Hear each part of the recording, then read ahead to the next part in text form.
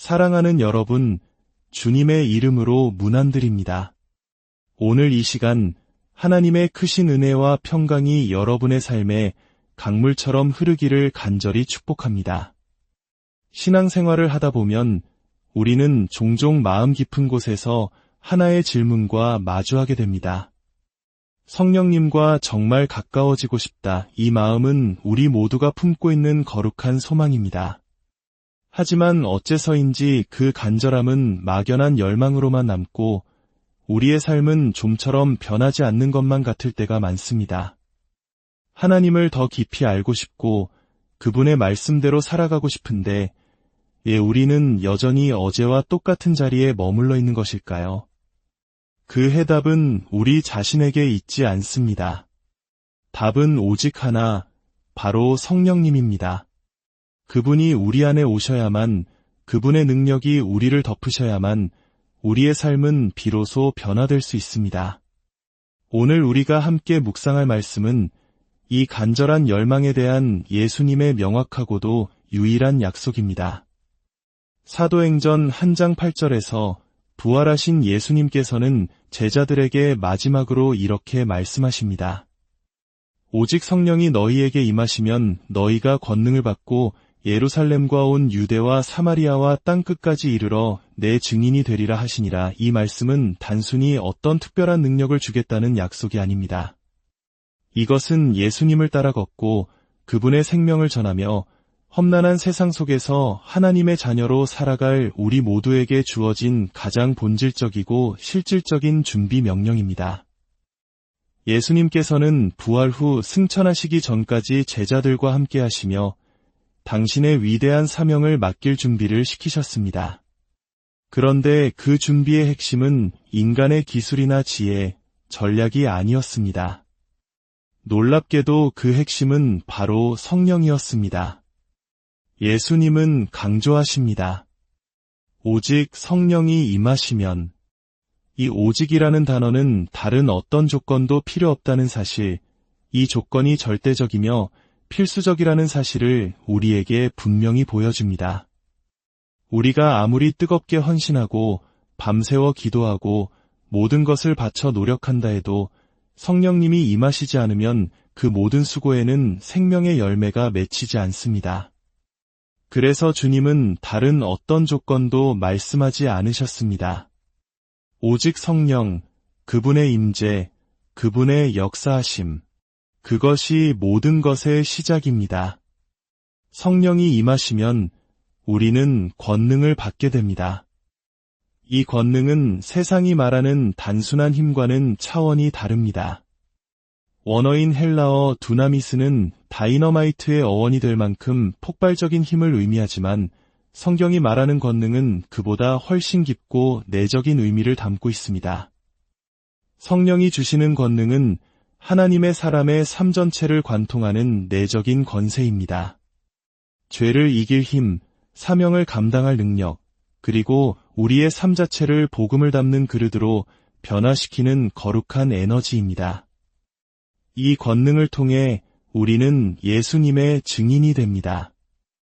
증인이 된다는 것은 단순히 교회에서 복음을 말로 전하는 역할에 그치지 않습니다.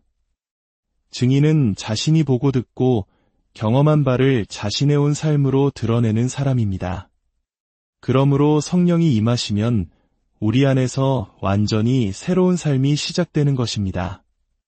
예루살렘, 유대, 사마리아, 그리고 땅끝까지. 이 지명들은 단순한 지리적 확장을 의미하지 않습니다. 이것은 복음이 전파되는 방향성이자 우리의 삶 모든 영역에 복음의 증거가 스며들고 확산된다는 영적인 원리입니다. 가장 가까운 나 자신과 내 가정에서 시작하여 이웃과 공동체로 그리고 마침내 우리가 알지 못하는 세상 끝까지 성령의 역사하심은 멈추지 않고 퍼져나갑니다. 가장 중요한 것은 이 모든 위대한 사명이 성령의 임재 없이는 시작조차 될 수 없다는 사실입니다. 예수님의 제자들이 바로 그 증거입니다. 그들은 부활하신 주님을 직접 만났음에도 불구하고 여전히 두려움에 떨며 문을 걸어 잠그고 있었습니다. 가야 할 길도 감당할 힘도 미래에 대한 확신도 없었습니다. 그러나 오순절 약속하신 성령이 그들에게 임했을 때 그들은 완전히 다른 사람이 되었습니다. 숨어있던 자들이 생명을 걸고 말씀을 외치는 자들로 변화되었습니다. 이것이 성령의 능력입니다. 우리가 성령님과 가까워지고 싶은 이유는 단지 삶의 위로를 얻기 위함이 아닙니다. 진짜 이유는 하나님의 뜻을 우리의 삶으로 살아내기 위함입니다. 그래서 우리는 이렇게 기도해야 합니다. 성령님, 제 안에 임하여 주시옵소서. 주님의 권능으로 제 삶을 가득 채워 주시옵소서. 나의 예루살렘, 바로 나 자신과 내 가장 가까운 곳에서부터 거룩한 변화가 시작되게 하소서. 그리고 그 생명의 역사가 유대와 사마리아를 넘어 땅끝까지 흘러가게 하소서. 사도행전 1장 8절의 약속은 오늘을 사는 우리에게도 동일한 부르심입니다. 예수님의 증인으로 살아가기 위해 우리는 날마다 성령님을 구해야 합니다. 성령님 없이는 아무것도 시작할 수 없지만 성령님이 임하시면 모든 것이 새롭게 시작됩니다. 우리의 삶이 변하고 생각이 새로워지며 두려움은 용기로, 약함은 능력으로 변화될 것입니다. 그러므로 이 약속의 말씀을 매일 아침 여러분의 심령에 선포하십시오. 저녁에는 이 구절을 붙들고 잠잠히 기도하십시오. 말씀은 살아있는 능력이며 그 말씀이 마음에 뿌리내릴 때 성령께서 역사하십니다. 이제 우리가 해야 할 일은 단순합니다. 간절한 마음으로 준비된 그릇이 되어 성령님을 기다리는 것입니다. 그분의 임재를 갈망하며 이 약속의 말씀을 삶으로 살아내는 것, 그것이 성령님과 동행하는 삶의 첫걸음입니다. 성령님께서 우리 안에 임하실 때 구체적으로 어떤 변화가 일어날까요? 가장 먼저 그분은 우리에게 진리를 가르치시고 잊었던 말씀을 기억나게 하십니다. 성령님을 사모하는 마음은 우리에게 익숙하지만 그분이 실제로 어떻게 역사하시는지는 종종 추상적으로 느껴질 때가 있습니다. 하지만 성경은 그 역사하심을 매우 구체적으로 보여줍니다. 사도행전 2장 4절은 그 생생한 현장을 이렇게 기록합니다. 그들이 다 성령의 충만함을 받고 성령이 말하게 하심을 따라 다른 언어들로 말하기를 시작하니라. 이 장면은 예수님께서 약속하신 성령 강림 사건이며 초대 교회의 역사가 폭발적으로 시작되는 출발점입니다. 여기서 핵심은 두 가지입니다. 바로 충만함과 성령이 말하게 하심을 따라입니다. 충만함이란 단순히 성령님이 우리 곁에 계신 정도가 아니라 우리의 생각과 마음, 의지 전체가 그분께 온전히 지배받는 상태를 의미합니다. 마치 빈 그릇에 물이 가득 차듯이 내 삶의 모든 구석구석이 성령의 영향력 아래 놓이는 것입니다. 성령의 충만함을 경험한 사람은 더 이상 자신의 불안한 감정이나 이기적인 판단에 따라 움직이지 않습니다. 삶의 주인이 바뀐 것입니다. 그리고 그 충만함은 반드시 외부로 드러납니다. 바로 성령이 말하게 하심을 따라 말과 행동으로 이어집니다. 이 표현은 우리가 무엇을 말하느냐보다 누가 우리를 통해 말씀하시느냐가 더 중요하다는 것을 보여줍니다. 우리는 종종 기도할 때조차 무슨 말을 해야 할지 몰라 막막함을 느낍니다. 그러나 성령님은 바로 그 막막한 순간에 우리 안에서 친히 말할 바를 가르치시고 이끄시는 분이십니다. 이것은 단순히 방언의 은사만을 의미하지 않습니다. 더 넓게는 하나님의 진리를 담대하게 선포하게 하시고 나의 말이 다른 사람의 영혼을 살리는 생명의 언어가 되게 하시며 필요한 순간에 꼭 맞는 위로와 지혜의 말을 하게 하시는 모든 역사를 포함합니다. 성령 충만은 결코 감정적인 황홀경이나 개인적인 위안에 머무르지 않습니다. 사도들의 입술을 통해 하나님의 큰 일이 전파되었고 그 말을 들은 사람들의 삶이 움직이기 시작했습니다. 성령 충만은 곧 하나님의 사역으로 연결됩니다. 또한 그 사역은 우리의 한계를 뛰어넘습니다. 배우지 못했던 언어로 복음이 전해졌듯이 성령님은 우리의 연약함과 한계를 넘어 하나님의 위대한 일을 이루십니다. 중요한 것은 성령 충만은 단 한 번의 체험으로 끝나지 않는다는 것입니다. 오순절에 임했던 충만함은 사도행전 곳곳에서 반복적으로 나타납니다. 즉, 성령 충만은 한 번 받는 것이 아니라 날마다 사모하며 유지해야 할 영적인 상태입니다. 이것은 매일 말씀과 기도를 통해 성령님께 우리 마음을 활짝 여는 삶을 살라는 의미입니다. 이렇게 충만한 상태에 있을 때 성령님은 우리 안에서 말씀하시고 잊었던 약속을 기억나게 하시며 주저하는 우리를 행동하게 하십니다. 자신의 한계를 깨뜨리고 하나님의 뜻에 순종하도록 이끄십니다. 이것이 바로 성령이 말하게 하심을 따라 사는 삶입니다. 그 음성에 민감한 사람은 불필요한 말로 에너지를 낭비하지 않고 침묵이 필요할 땐 잠잠하며 외쳐야 할 땐 담대하게 선포할 수 있습니다. 그리고 그 모든 말의 중심에는 오직 예수 그리스도의 이름만이 높임을 받습니다. 그래서 성령 충만한 사람은 침묵 속에 머무를 수 없습니다. 예수님의 이름을, 그 놀라운 사랑과 은혜를 말하지 않고는 견딜 수 없게 됩니다. 오늘 우리가 성령 충만을 간절히 사모해야 하는 이유가 바로 여기에 있습니다.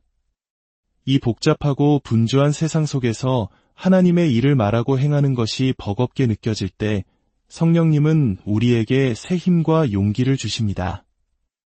초대교회 성도들은 마가의 다락방에 모여 한마음으로 기도하며 기다렸습니다. 그들은 성령님을 자신의 뜻대로 조종하려 하지 않았습니다. 그저 비어있는 그릇처럼 겸손하게 기다렸을 뿐입니다. 바로 그 겸손한 기다림 위에 성령님은 불같이 임하셨고 그들의 삶은 완전히 달라졌습니다. 사랑하는 여러분, 성령님과 깊이 동행하고 싶으시다면 그분의 충만하심을 구하는 기도를 멈추지 마십시오. 그 충만함은 하나님의 일하심을 우리의 삶 속에서 생생하게 경험하게 할 것이며 반드시 말과 삶의 변화로 이어질 것입니다.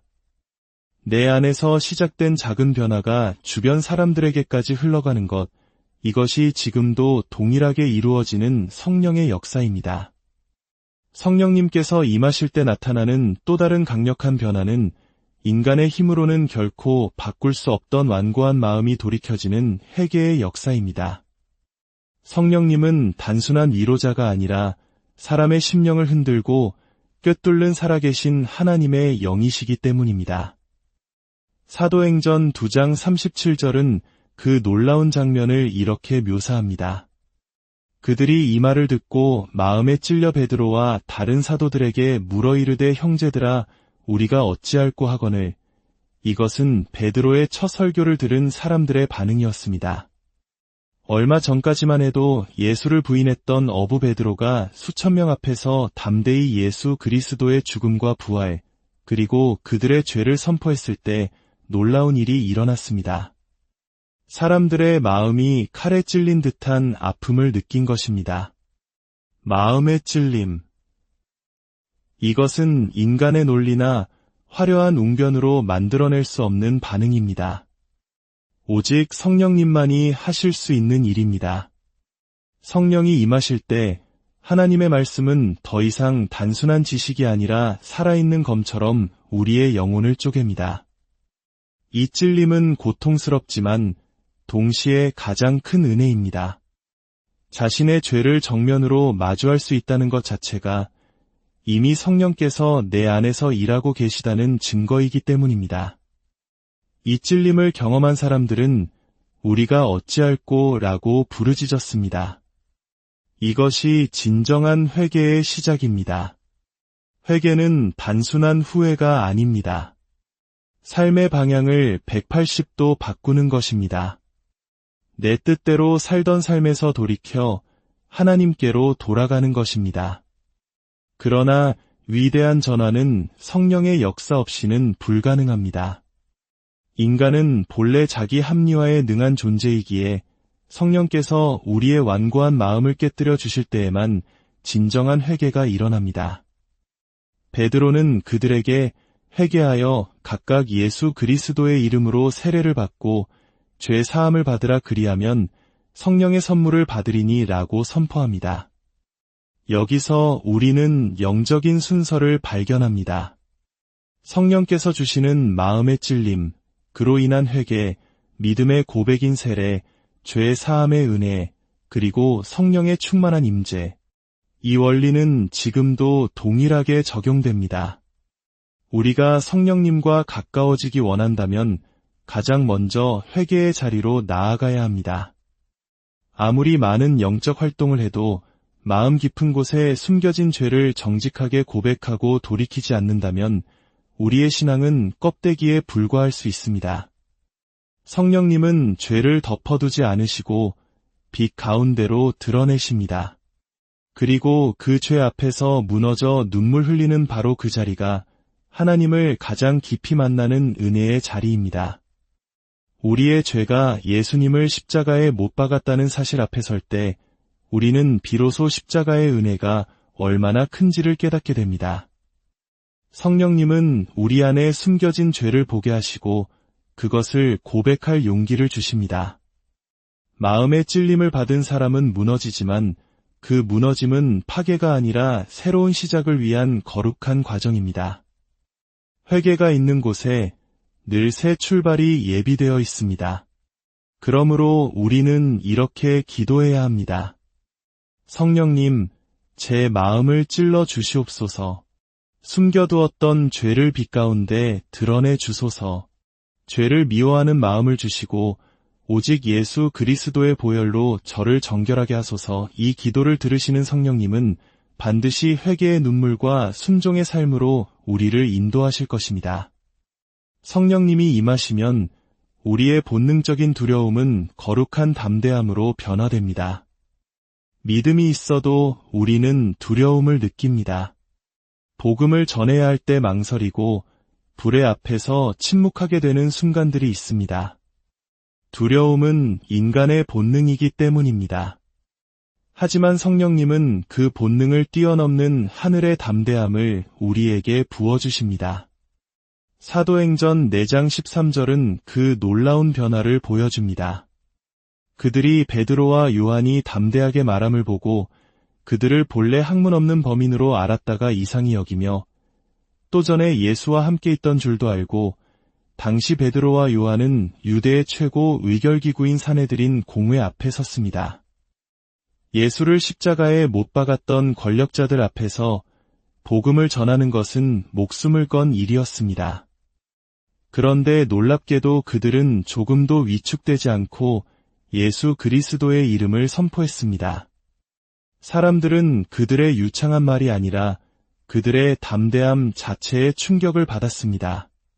배우지도 못했고 아무런 배경도 없는 평범한 어부들이 어떻게 저런 담대함을 가질 수 있는지 이해할 수 없었던 것입니다. 그 담대함의 출처는 바로 성령님이셨습니다. 예수님을 3번이나 부인했던 겁쟁이 베드로가 죽음을 각오하고 복음을 외치는 순교자로 변화된 것, 이것은 인간의 결심으로 불가능한 일입니다. 성령께서 그를 완전히 사로잡으셨을 때 담대함은 그 임재의 자연스러운 열매로 나타났습니다. 이 담대함은 개인에게만 주어지는 것이 아닙니다. 초대교회 성도들은 위협과 박해 속에서 함께 모여 기도했고 사도행전 4장 31절은 빌기를 다함에 모인 곳이 진동하더니 무리가 다 성령이 충만하여 담대히 하나님의 말씀을 전하니라고 기록합니다. 공동체가 한 마음으로 기도할 때 성령님은 그 공동체 전체를 담대하게 만드십니다. 성령이 주시는 담대함은 두려움이 아예 없어지는 상태가 아닙니다. 두려움을 넘어서는 믿음의 태도입니다. 인간적인 생각으로는 숨는 것이 지혜 같지만 성령님은 우리에게 맞서라고 말씀하십니다. 이 담대함은 우리 감정을 억누르는 것이 아니라 두려운 감정 그대로를 주님께 맡기고 그 위에 부어주시는 하늘의 힘을 의지하는 것입니다. 우리 삶에도 담대함이 필요한 순간들이 있습니다. 진실을 말해야 할 때 침묵하게 되고 하나님의 이름을 부끄러워하게 되는 순간, 바로 그때가 우리 안에 성령님의 담대함이 필요하다는 신호입니다. 성령 충만을 구하십시오. 초대교회 성도들이 가졌던 그 담대함은 특별한 사람들의 전유물이 아니라 오늘을 사는 모든 믿는 자에게 주시는 하나님의 선물입니다. 이 담대함은 단지 말하는 힘을 넘어 믿음을 행동으로 옮기는 능력입니다. 때로 손해를 감수하며 진리를 선택하고 복음을 부끄러워하지 않는 용기, 그것이 바로 성령의 담대함입니다. 그러므로 매일 기도하십시오. 성령님, 오늘도 제게 담대함을 주소서. 세상의 조롱과 불이익 앞에서도 두려워하지 않고 오직 주님의 진리를 말하는 사람으로 살게 하소서. 이 기도는 반드시 응답될 것입니다. 성령께서 임하시면 우리의 마음은 이기적인 개인의 신앙을 넘어 공동체를 향해 열립니다. 성령의 역사는 언제나 나눔과 사랑으로 흘러가기 때문입니다. 이것은 한국인들에게 익숙한 정의 문화와도 맞닿아 있지만 그것을 초월하는 하나님의 사랑입니다. 사도행전 2장 44절은 초대교회의 모습을 이렇게 그립니다. 믿는 사람이 다 함께 있어 모든 물건을 서로 통용하고 또 재산과 소유를 팔아 각 사람의 필요를 따라 나눠주며 성령이 임하신 후 그들 사이에 일어난 가장 강력한 변화는 소유에 대한 개념의 변화였습니다.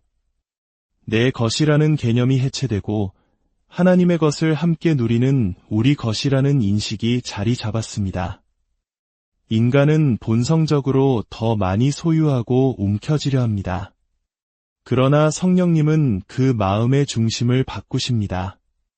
자신의 것을 쌓아두는 삶에서 다른 이의 필요를 위해 기꺼이 내어놓는 삶으로 변화시키십니다.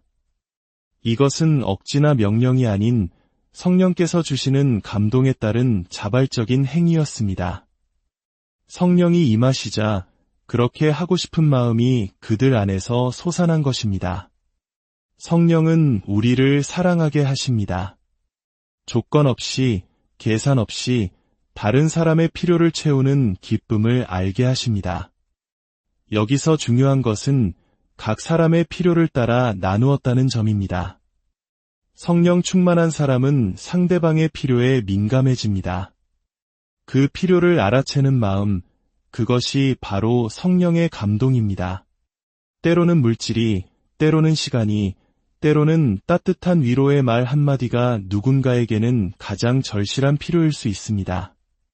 성령님은 그 필요를 보게 하시고 그것을 채우는 통로로 우리를 사용하십니다. 이것이 바로 살아있는 교회의 모습입니다. 교회는 건물이 아니라 성령의 이끄심을 따라 서로의 필요를 돌보는 사랑의 공동체입니다. 오늘 우리의 공동체는 어떻습니까? 성령님이 임하시면 우리는 더 많이 갖게 해달라는 기도 대신 더 깊이 나누게 해달라고 기도하게 됩니다.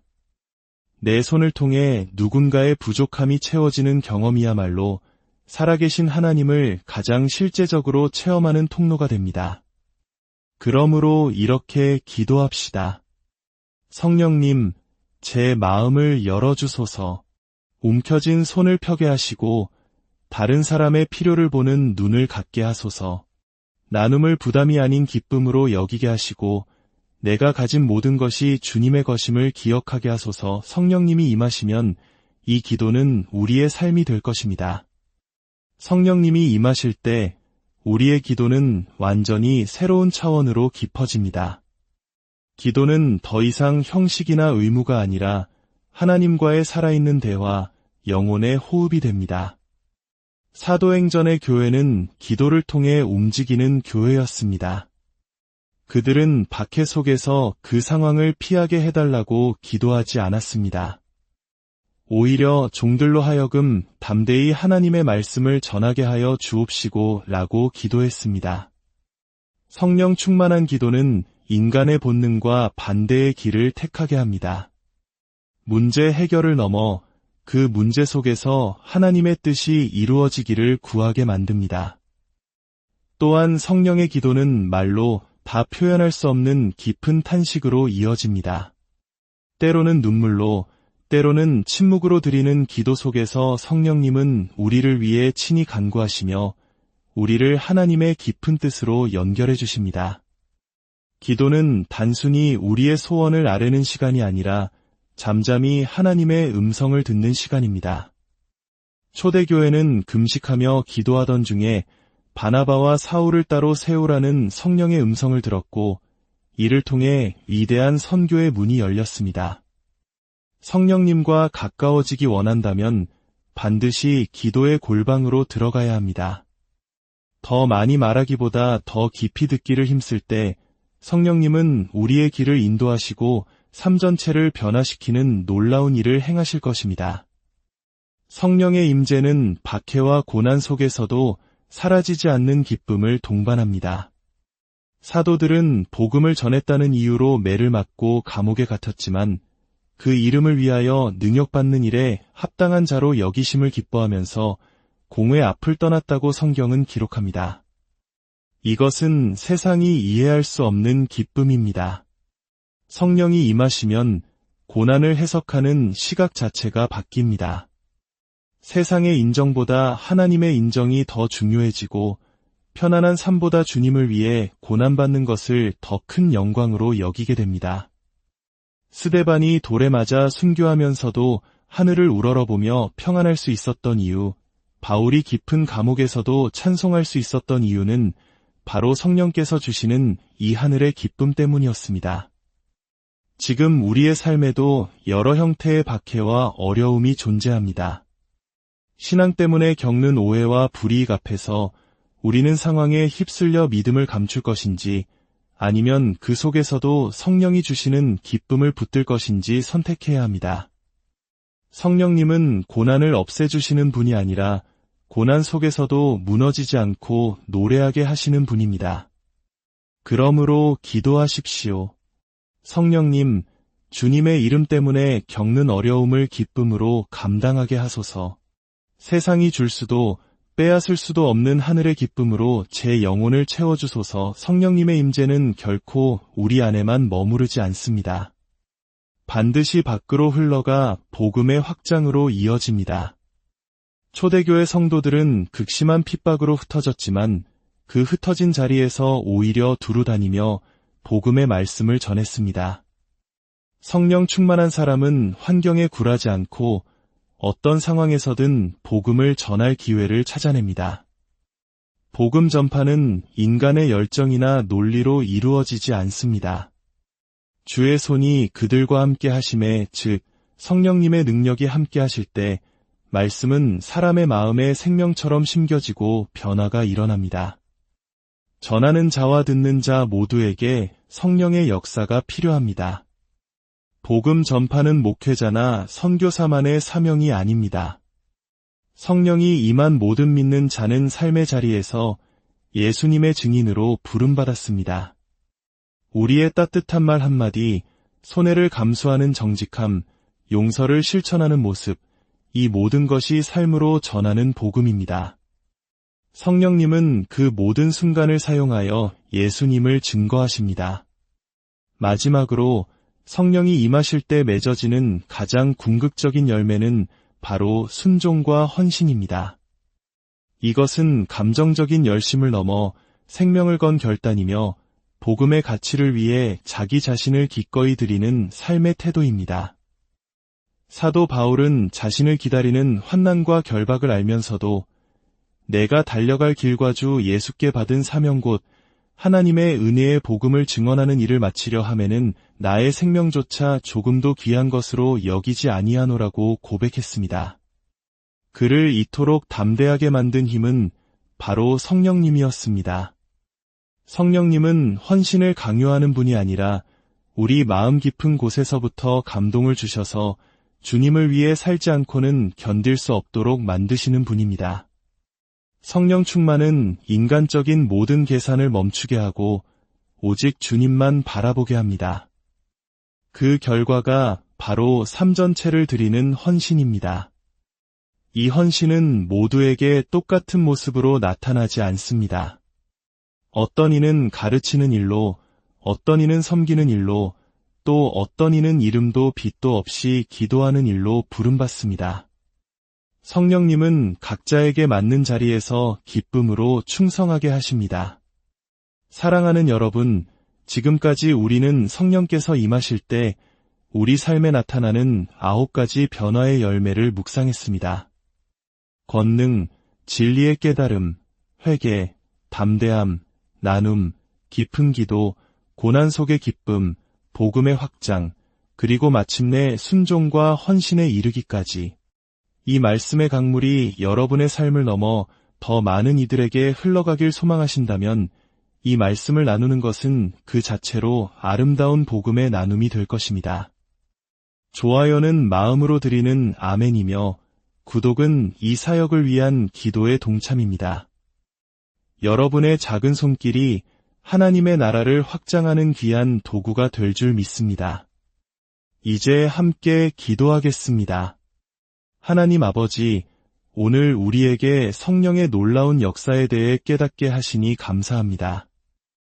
우리의 힘과 의지로는 단 하루도 주님의 뜻대로 살 수 없음을 고백합니다. 오직 성령으로 충만하게 하사 우리 안에 권능을 주시고 두려움을 이기는 담대함을 주시며 이웃을 사랑으로 섬기게 하옵소서. 고난 속에서도 기뻐하게 하시고 우리의 삶이 살아있는 복음의 증거가 되게 하여 주시옵소서. 이 말씀을 듣는 모든 분들의 삶과 가정과 일터 위에 하나님의 성령께서 충만하게 임재하시기를 예수 그리스도의 사랑하는 여러분, 주님의 이름으로 문안드립니다. 오늘 이 시간 하나님의 크신 은혜와 평강이 여러분의 삶에 강물처럼 흐르기를 간절히 축복합니다. 신앙생활을 하다 보면 우리는 종종 마음 깊은 곳에서 하나의 질문과 마주하게 됩니다. 성령님과 정말 가까워지고 싶다. 이 마음은 우리 모두가 품고 있는 거룩한 소망입니다. 하지만 어째서인지 그 간절함은 막연한 열망으로만 남고 우리의 삶은 좀처럼 변하지 않는 것만 같을 때가 많습니다. 하나님을 더 깊이 알고 싶고 그분의 말씀대로 살아가고 싶은데 우리는 여전히 어제와 똑같은 자리에 머물러 있는 것일까요? 그 해답은 우리 자신에게 있지 않습니다. 답은 오직 하나, 바로 성령님입니다. 그분이 우리 안에 오셔야만, 그분의 능력이 우리를 덮으셔야만 우리의 삶은 비로소 변화될 수 있습니다. 오늘 우리가 함께 묵상할 말씀은 이 간절한 열망에 대한 예수님의 명확하고도 유일한 약속입니다. 사도행전 1장 8절에서 부활하신 예수님께서는 제자들에게 마지막으로 이렇게 말씀하십니다. 오직 성령이 너희에게 임하시면 너희가 권능을 받고 예루살렘과 온 유대와 사마리아와 땅끝까지 이르러 내 증인이 되리라 하시니라. 이 말씀은 단순히 어떤 특별한 능력을 주겠다는 약속이 아닙니다. 이것은 예수님을 따라 걷고 그분의 생명을 전하며 험난한 세상 속에서 하나님의 자녀로 살아갈 우리 모두에게 주어진 가장 본질적이고 실질적인 준비 명령입니다. 예수님께서는 부활 후 승천하시기 전까지 제자들과 함께 하시며 당신의 위대한 사명을 맡길 준비를 시키셨습니다. 그런데 그 준비의 핵심은 인간의 기술이나 지혜, 전략이 아니었습니다. 놀랍게도 그 핵심은 바로 성령이었습니다. 예수님은 강조하십니다.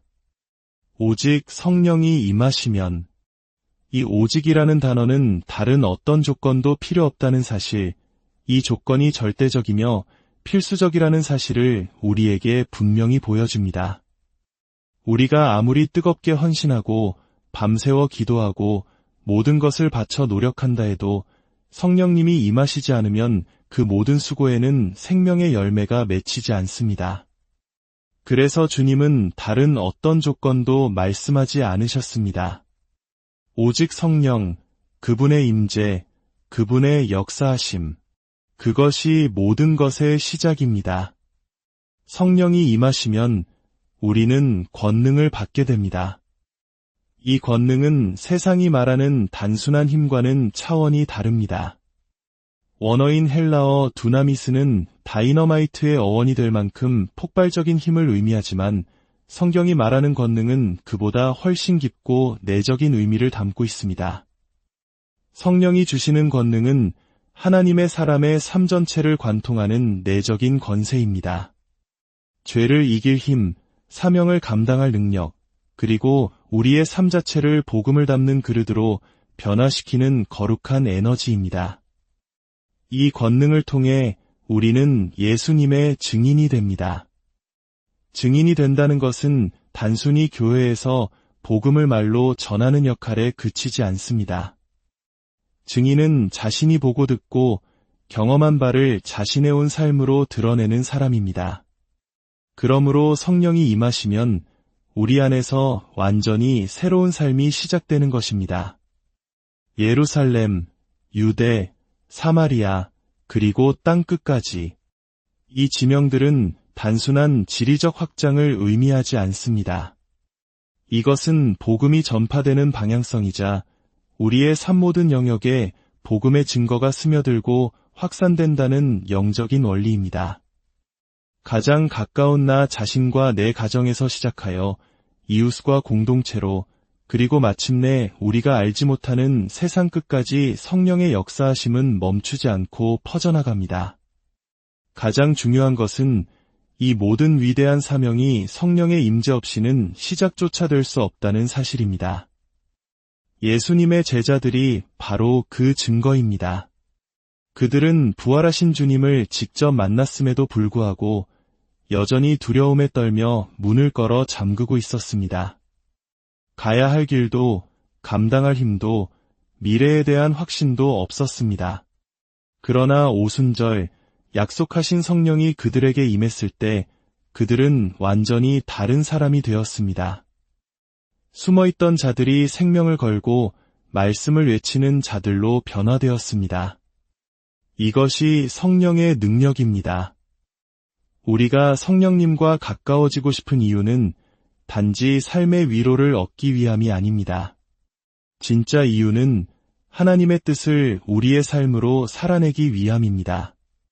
그래서 우리는 이렇게 기도해야 합니다.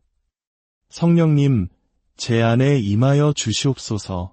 주님의 권능으로 제 삶을 가득 채워 주시옵소서. 나의 예루살렘, 바로 나 자신과 내 가장 가까운 곳에서부터 거룩한 변화가 시작되게 하소서.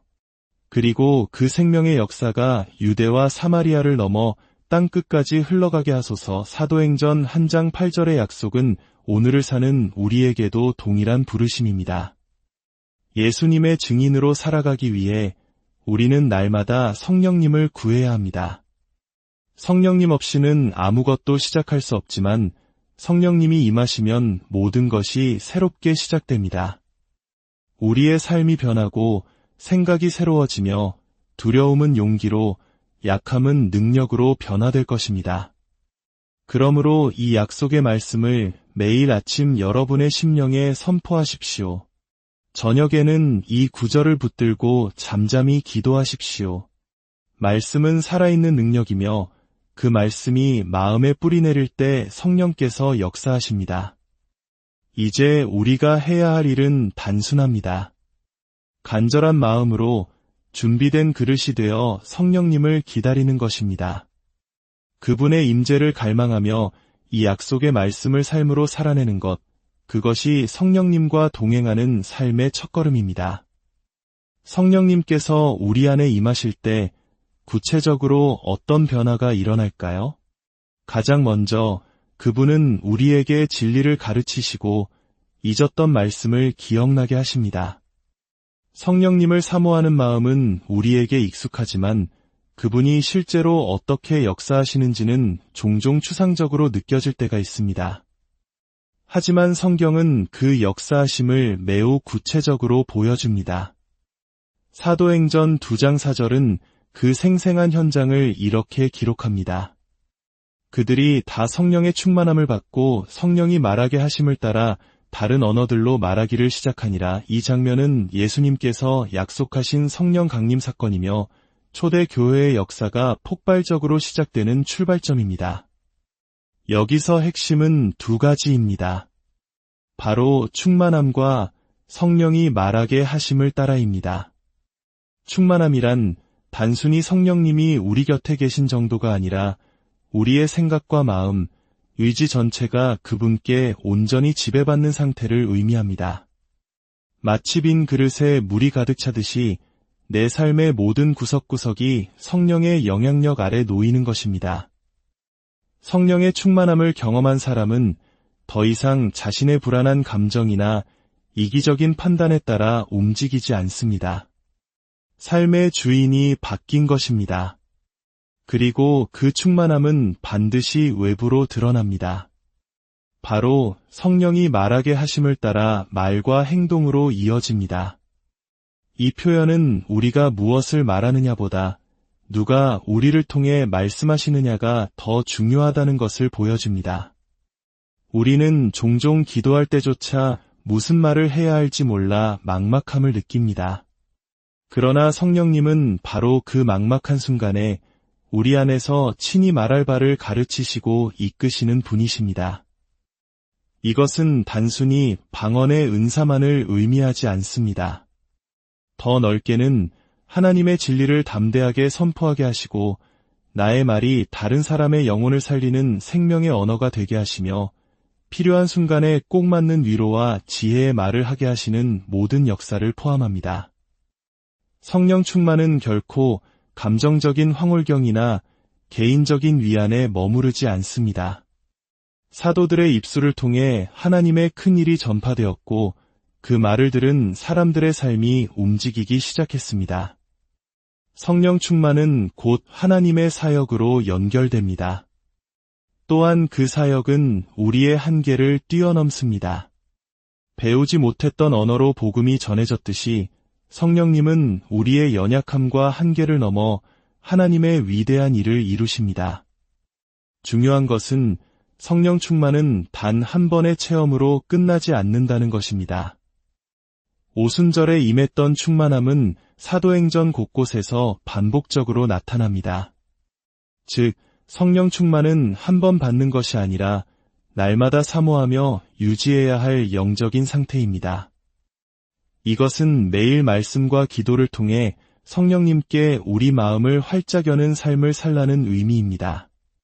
이렇게 충만한 상태에 있을 때 성령님은 우리 안에서 말씀하시고 잊었던 약속을 기억나게 하시며 주저하는 우리를 행동하게 하십니다. 자신의 한계를 깨뜨리고 하나님의 뜻에 순종하도록 이끄십니다. 이것이 바로 성령이 말하게 하심을 따라 사는 삶입니다. 그 음성에 민감한 사람은 불필요한 말로 에너지를 낭비하지 않고 침묵이 필요할 땐 잠잠하며 외쳐야 할 땐 담대하게 선포할 수 있습니다. 그리고 그 모든 말의 중심에는 오직 예수 그리스도의 이름만이 높임을 받습니다. 그래서 성령 충만한 사람은 침묵 속에 머무를 수 없습니다. 예수님의 이름을, 그 놀라운 사랑과 은혜를 말하지 않고는 견딜 수 없게 됩니다. 오늘 우리가 성령 충만을 간절히 사모해야 하는 이유가 바로 여기에 있습니다. 이 복잡하고 분주한 세상 속에서 하나님의 일을 말하고 행하는 것이 버겁게 느껴질 때 성령님은 우리에게 새 힘과 용기를 주십니다. 초대교회 성도들은 마가의 다락방에 모여 한마음으로 기도하며 기다렸습니다. 그들은 성령님을 자신의 뜻대로 조종하려 하지 않았습니다. 그저 비어있는 그릇처럼 겸손하게 기다렸을 뿐입니다. 바로 그 겸손한 기다림 위에 성령님은 불같이 임하셨고 그들의 삶은 완전히 달라졌습니다. 사랑하는 여러분, 성령님과 깊이 동행하고 싶으시다면 그분의 충만하심을 구하는 기도를 멈추지 마십시오. 그 충만함은 하나님의 일하심을 우리의 삶 속에서 생생하게 경험하게 할 것이며 반드시 말과 삶의 변화로 이어질 것입니다. 내 안에서 시작된 작은 변화가 주변 사람들에게까지 흘러가는 것, 이것이 지금도 동일하게 이루어지는 성령의 역사입니다. 성령님께서 임하실 때 나타나는 또 다른 강력한 변화는 인간의 힘으로는 결코 바꿀 수 없던 완고한 마음이 돌이켜지는 회개의 역사입니다. 성령님은 단순한 위로자가 아니라 사람의 심령을 흔들고 꿰뚫는 살아계신 하나님의 영이시기 때문입니다. 사도행전 2장 37절은 그 놀라운 장면을 이렇게 묘사합니다. 그들이 이 말을 듣고 마음에 찔려 베드로와 다른 사도들에게 물어 이르되 형제들아 우리가 어찌할꼬 하거늘. 이것은 베드로의 첫 설교를 들은 사람들의 반응이었습니다. 얼마 전까지만 해도 예수를 부인했던 어부 베드로가 수천 명 앞에서 담대히 예수 그리스도의 죽음과 부활, 그리고 그들의 죄를 선포했을 때 놀라운 일이 일어났습니다. 사람들의 마음이 칼에 찔린 듯한 아픔을 느낀 것입니다. 마음의 찔림. 이것은 인간의 논리나 화려한 웅변으로 만들어낼 수 없는 반응입니다. 오직 성령님만이 하실 수 있는 일입니다. 성령이 임하실 때 하나님의 말씀은 더 이상 단순한 지식이 아니라 살아있는 검처럼 우리의 영혼을 쪼갭니다. 이 찔림은 고통스럽지만 동시에 가장 큰 은혜입니다. 자신의 죄를 정면으로 마주할 수 있다는 것 자체가 이미 성령께서 내 안에서 일하고 계시다는 증거이기 때문입니다. 이 찔림을 경험한 사람들은 우리가 어찌할꼬 라고 부르짖었습니다. 이것이 진정한 회개의 시작입니다. 회개는 단순한 후회가 아닙니다. 삶의 방향을 180도 바꾸는 것입니다. 내 뜻대로 살던 삶에서 돌이켜 하나님께로 돌아가는 것입니다. 그러나 위대한 전환은 성령의 역사 없이는 불가능합니다. 인간은 본래 자기 합리화에 능한 존재이기에 성령께서 우리의 완고한 마음을 깨뜨려 주실 때에만 진정한 회개가 일어납니다. 베드로는 그들에게 회개하여 각각 예수 그리스도의 이름으로 세례를 받고 죄 사함을 받으라 그리하면 성령의 선물을 받으리니 라고 선포합니다. 여기서 우리는 영적인 순서를 발견합니다. 성령께서 주시는 마음의 찔림, 그로 인한 회개, 믿음의 고백인 세례, 죄 사함의 은혜, 그리고 성령의 충만한 임재. 이 원리는 지금도 동일하게 적용됩니다. 우리가 성령님과 가까워지기 원한다면 가장 먼저 회개의 자리로 나아가야 합니다. 아무리 많은 영적 활동을 해도 마음 깊은 곳에 숨겨진 죄를 정직하게 고백하고 돌이키지 않는다면 우리의 신앙은 껍데기에 불과할 수 있습니다. 성령님은 죄를 덮어두지 않으시고 빛 가운데로 드러내십니다. 그리고 그 죄 앞에서 무너져 눈물 흘리는 바로 그 자리가 하나님을 가장 깊이 만나는 은혜의 자리입니다. 우리의 죄가 예수님을 십자가에 못 박았다는 사실 앞에 설 때 우리는 비로소 십자가의 은혜가 얼마나 큰지를 깨닫게 됩니다. 성령님은 우리 안에 숨겨진 죄를 보게 하시고 그것을 고백할 용기를 주십니다. 마음의 찔림을 받은 사람은 무너지지만 그 무너짐은 파괴가 아니라 새로운 시작을 위한 거룩한 과정입니다. 회개가 있는 곳에 늘 새 출발이 예비되어 있습니다. 그러므로 우리는 이렇게 기도해야 합니다. 성령님, 제 마음을 찔러 주시옵소서. 숨겨두었던 죄를 빛 가운데 드러내 주소서. 죄를 미워하는 마음을 주시고 오직 예수 그리스도의 보혈로 저를 정결하게 하소서. 이 기도를 들으시는 성령님은 반드시 회개의 눈물과 순종의 삶으로 우리를 인도하실 것입니다. 성령님이 임하시면 우리의 본능적인 두려움은 거룩한 담대함으로 변화됩니다. 믿음이 있어도 우리는 두려움을 느낍니다. 복음을 전해야 할 때 망설이고 불의 앞에서 침묵하게 되는 순간들이 있습니다. 두려움은 인간의 본능이기 때문입니다. 하지만 성령님은 그 본능을 뛰어넘는 하늘의 담대함을 우리에게 부어주십니다.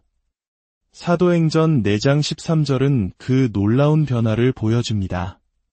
그들이 베드로와 요한이 담대하게 말함을 보고 그들을 본래 학문 없는 범인으로 알았다가 이상히 여기며 또 전에 예수와 함께 있던 줄도 알고 당시 베드로와 요한은 유대의 최고 의결기구인 사내들인 공회 앞에 섰습니다.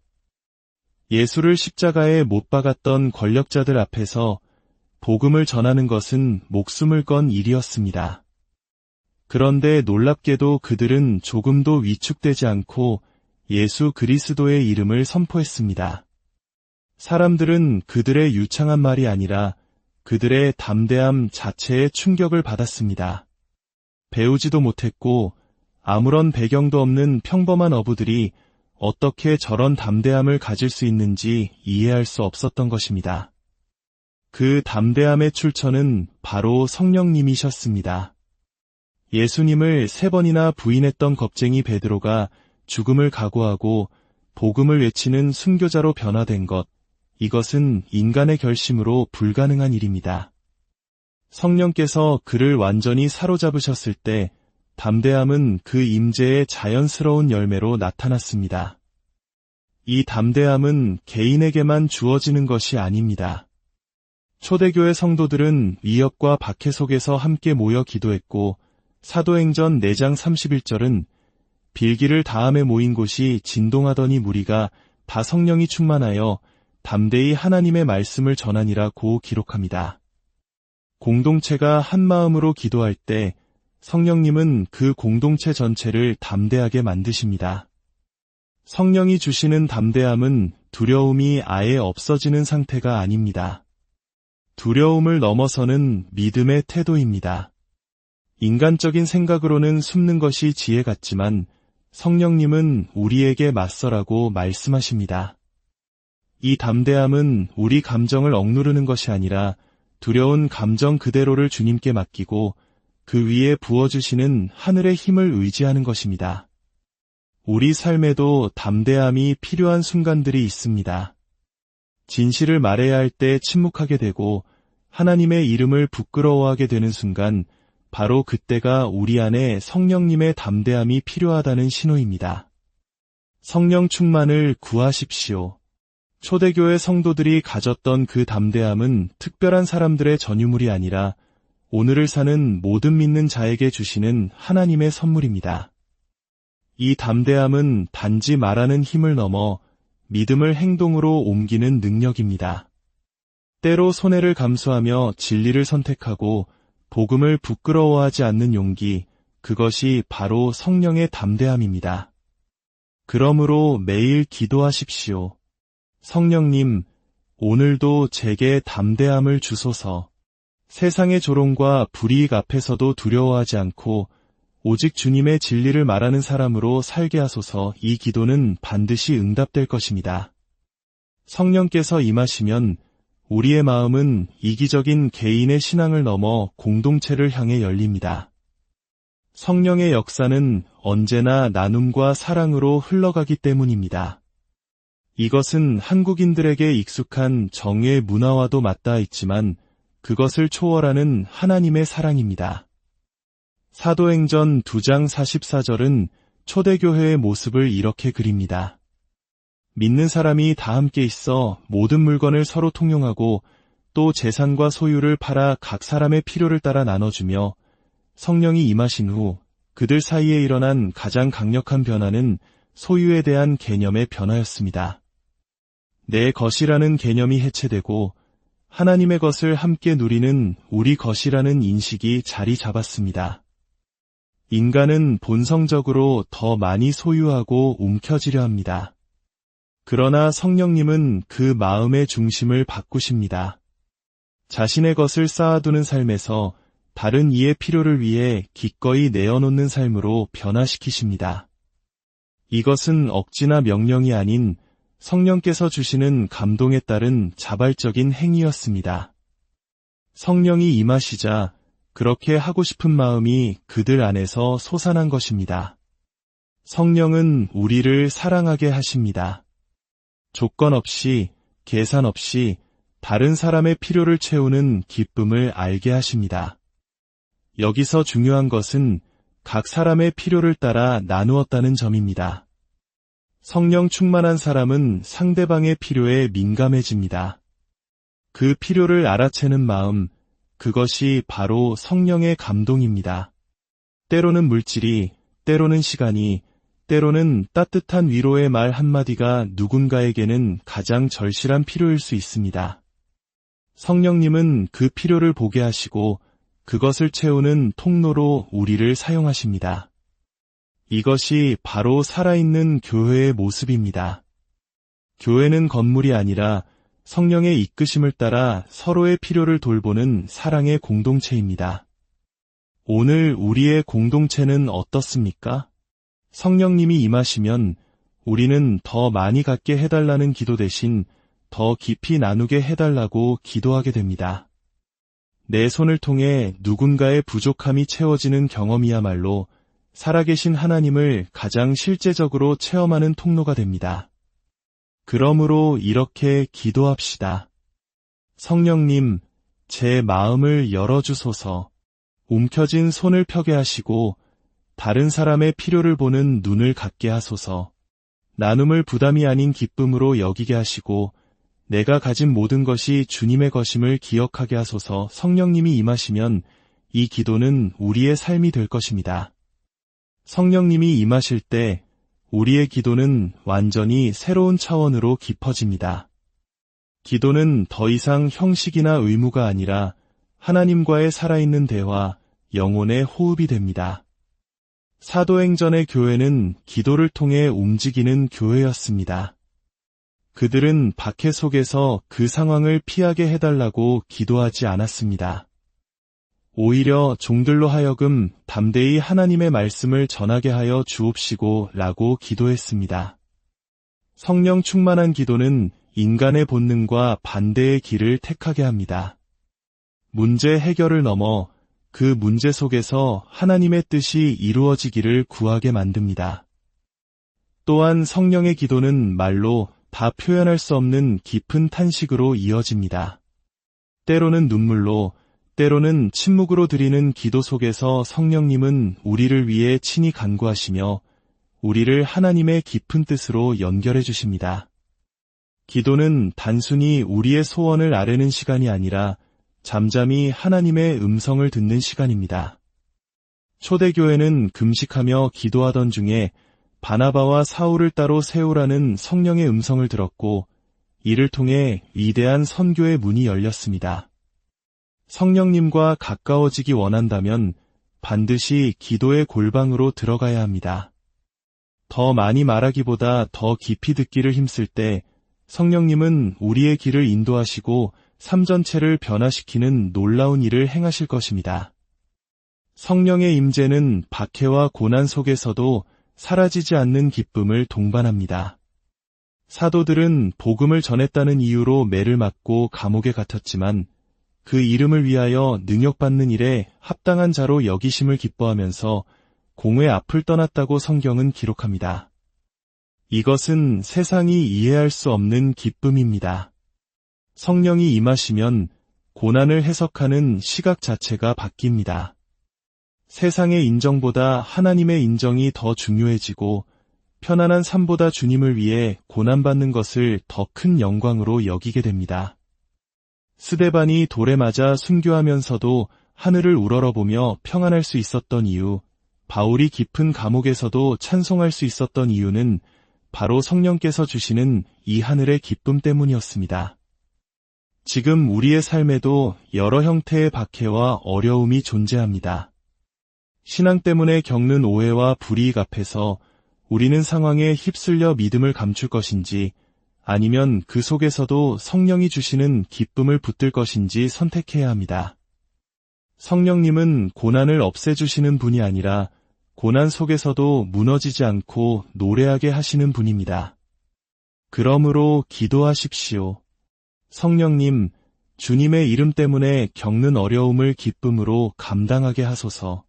세상이 줄 수도 빼앗을 수도 없는 하늘의 기쁨으로 제 영혼을 채워주소서. 성령님의 임재는 결코 우리 안에만 머무르지 않습니다. 반드시 밖으로 흘러가 복음의 확장으로 이어집니다. 초대교회 성도들은 극심한 핍박으로 흩어졌지만 그 흩어진 자리에서 오히려 두루 다니며 복음의 말씀을 전했습니다. 성령 충만한 사람은 환경에 굴하지 않고 어떤 상황에서든 복음을 전할 기회를 찾아냅니다. 복음 전파는